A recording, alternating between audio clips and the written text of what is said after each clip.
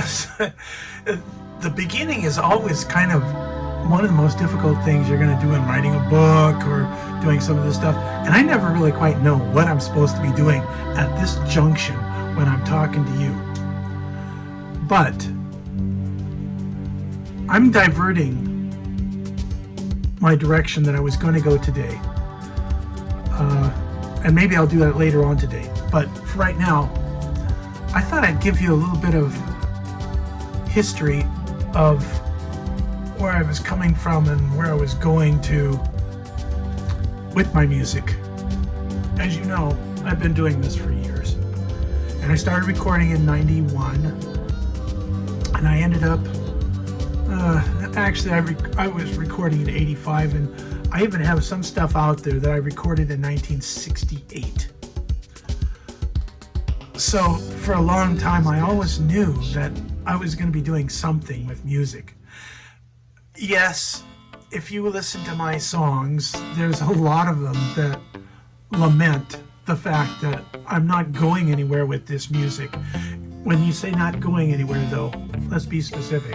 I'm not going anywhere in the material world, but outside of the material world. And one of the reasons that kept me going the same way all the time, moving in a certain direction, was because music brought a great deal of joy to me in my heart, a great deal of joy to me in my whole countenance.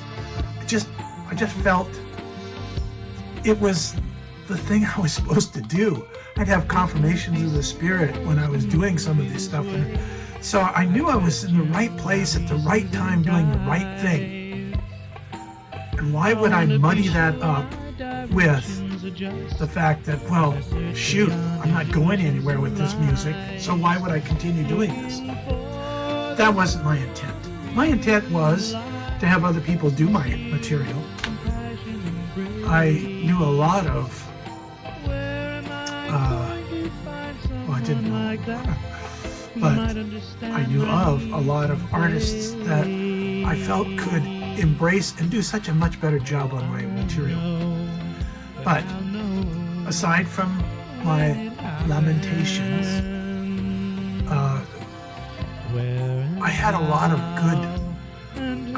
of good experiences recording music. Now, I don't know if I've mentioned this before, but I'm going to just go over some of this again. So we'll call this chapter kind of,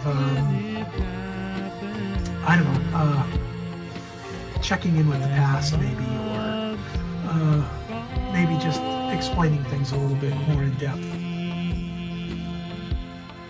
So I started creating these songs, and then after a while I decided I'd really like to document them, and I started recording them, and I recorded them fervently. I don't know if that's good, but I started recording them back in I believe 1990/91. And the reason I say that is because I remember handing out cassettes to the people I worked with at the Parks Department, and I started working there at the end of 1990, and it says I'm done, and I ended working at the Parks the end of 1991, and so I worked there for that whole year. And I'm not going to go into that story. If you want to know a little bit more about that, I wrote about it in my books. But we don't really need to go there either. I'm not looking for acclimates or anything. But what I did want to say is this. I was driven, especially after my son Christopher died. I was just kind of, throwing songs helter-skelter along. And then my son Chris passed away, and I was devastated. I was just...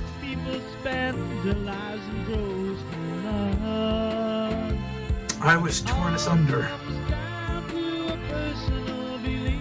And I believe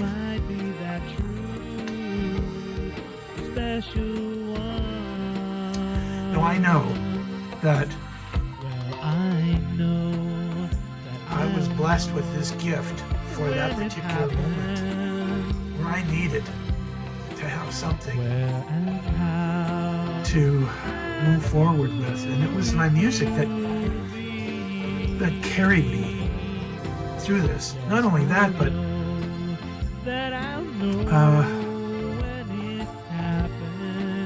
I was also writing new material in '92, and I started writing new material probably when I started working at the Parks Department, and I had a computer that I could type in WordPerfect 5.1 for DOS. I could type my songs in, and so I was able to do that kind of thing where I typed out these songs. I know you've been looking at this book here. This is book number 5, but these are songs that I put together. There's nothing there. Hey, blank. I don't know how that happened. Well, there's the Bears Picnic. Here's Call to Cause and Effect, Early Morning Sun, I Just Got Paid, which, by the way, should be on that next album, but I've been hearing things, also a really good song. Anyways, what I'm trying to say here is that I was using that. I didn't have much time to write music back then in the 91 and 1990 because I was still going to school at South Puget Sound to get my associate's degree in computer sciences. And so any lag time I had, I would be doing schoolwork. I would go to work at the Parks Department at, 7:30 in the morning. And then I'd go back to school, sometimes in the afternoon, sometimes in the evening. Well, actually, most all the time in the evening after I started working there. And I never liked going to school at night because it's draining. But, okay, so during that period of time, I was documenting my stuff. And then in '92, after my son passed away, in 1 week, I mean, I was unemployed from January of '92 until the end of May of '92. But a week after my son's passing, I got a call from the college, South Puget Sound Community College. That's in Olympia, Washington. I got a call to become a tech support person. Not really using a lot of my skills as a computer science person, but in those days, we were still in the 386 world, moving into the 486, but certainly before the Pentium revolution. And it was a different time, and I knew a lot about this other software because as I was taking classes at South Puget Sound, I was also working in the computer labs as a volunteer. I wasn't getting paid, but I was working in the computer labs helping people with their software needs and their software problems, and that turned out to be a really good thing for me because there's an old saying, by teaching you'll be taught, and I was taught. I'm going way out of sync here now, but let me just go on. When I started working for the college, they insisted that I take an hour for lunch. I didn't want to take an hour for lunch, but there was no choice.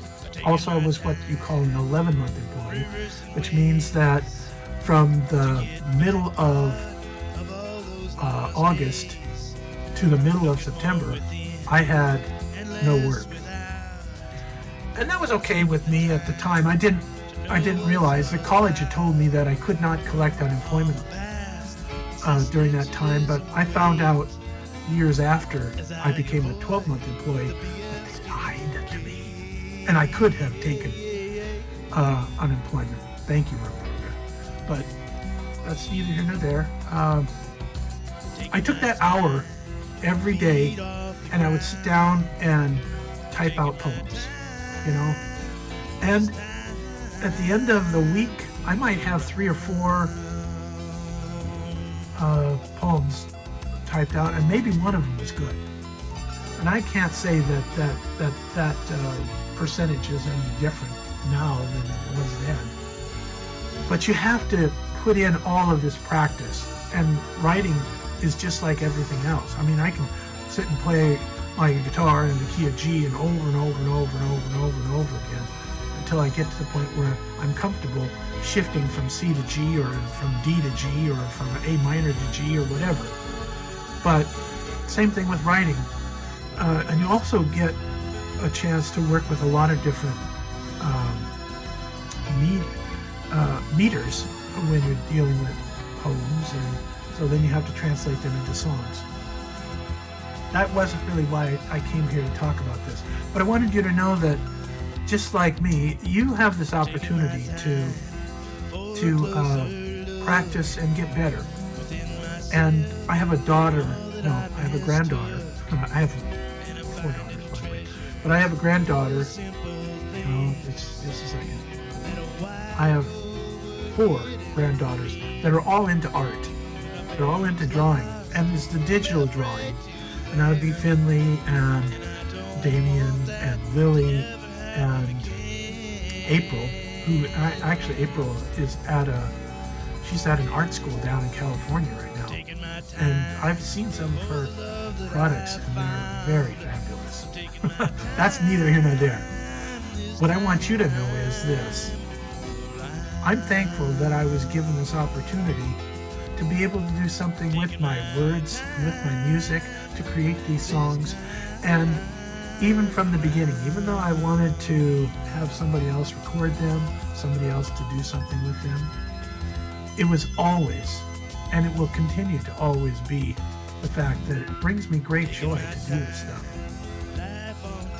And during all that time, what I was going to say, and I lost my mind, but I would create these cassettes all through the 90s, and I would give them away.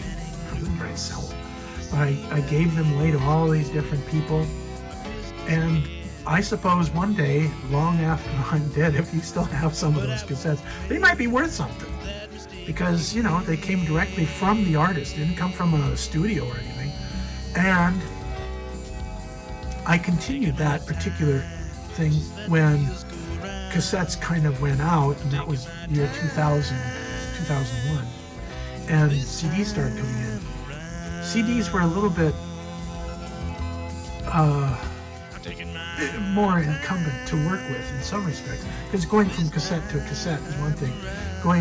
In those days, you'd go from cassette to your computer, and then from your computer, you would have to kind of manipulate those MP3s or whatever it was converted down to. But that's not why I wanted to mention this. I think the main thing I wanted to mention was this. At the end of the cassette era, or the what I call the analog era, which for me was 2001, I decided that I needed to be able to have some way to save all this material that I had on cassettes. And I had a good friend. I have a good friend. I haven't seen him for years because he left the college before I did. Now, he didn't leave the college. They kind of pushed him out, just like they pushed me out. But I'm not going to go into that. That's all a matter of ageism. And the new boss, meet the new boss, who's the same as the old boss, a little bit worse, but anyways.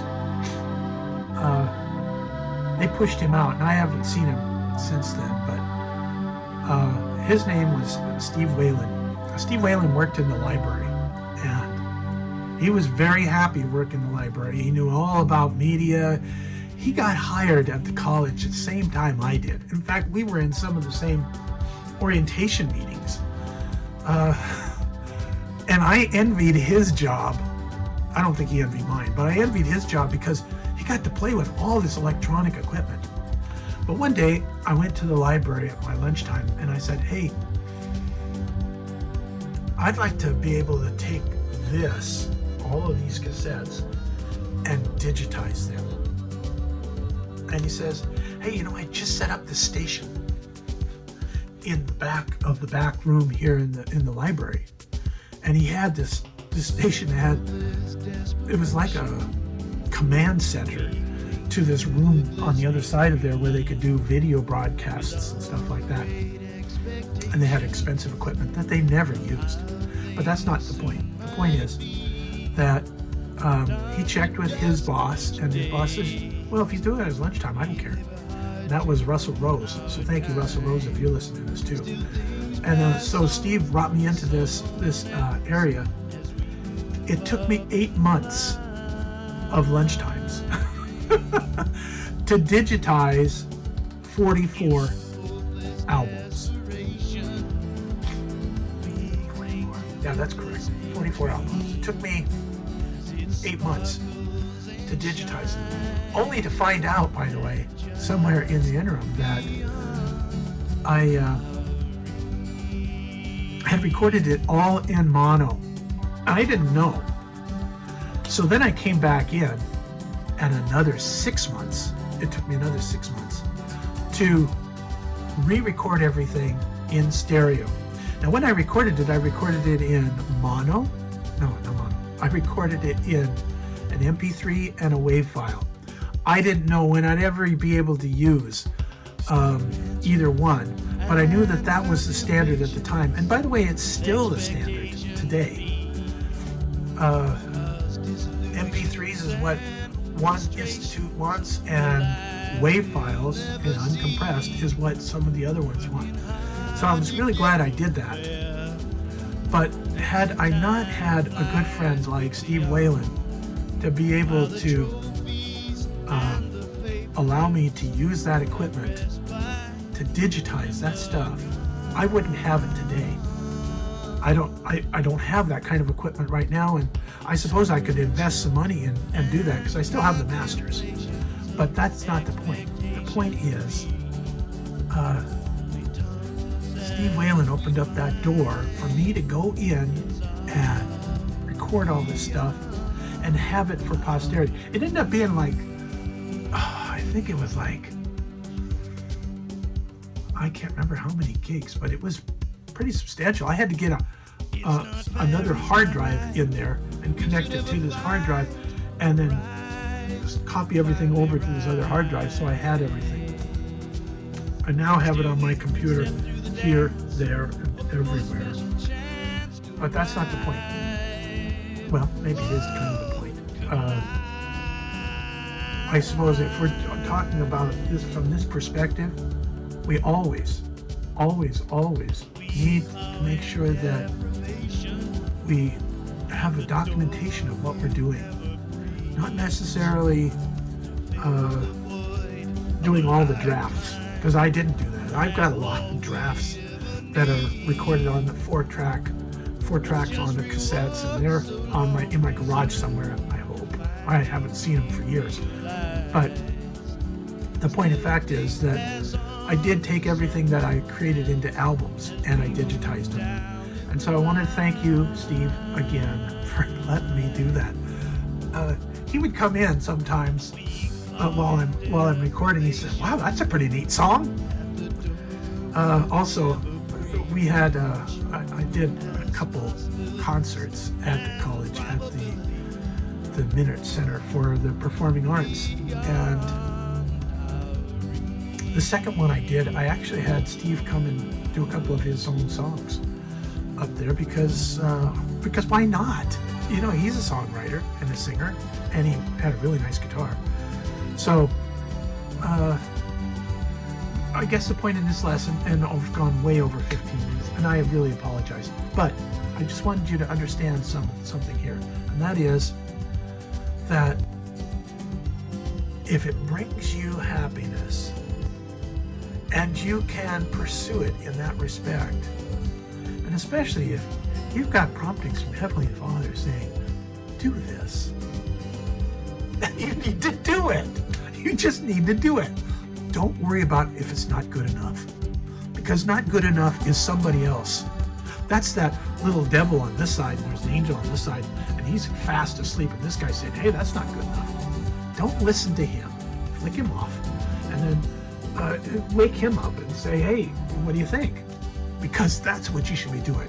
You should be doing this for you, for the right reasons. And been a really, really good ride for me. I was going to mention, I'll mention it in the next one, because I'm going to do another one. So, hey, thanks for listening. I hope that this didn't bore you too much, but it's important for you to know that you do things for the right reasons, right? And we can't always be perfect. So I'm somewhere, here's perfect way over here, and here's imperfect over here, and I'm leaning towards the perfect, but I'm not there yet. And it probably never will be. But okay, you get out of here, and you probably don't need to listen to this particular thing. So, but thanks for listening. Bye.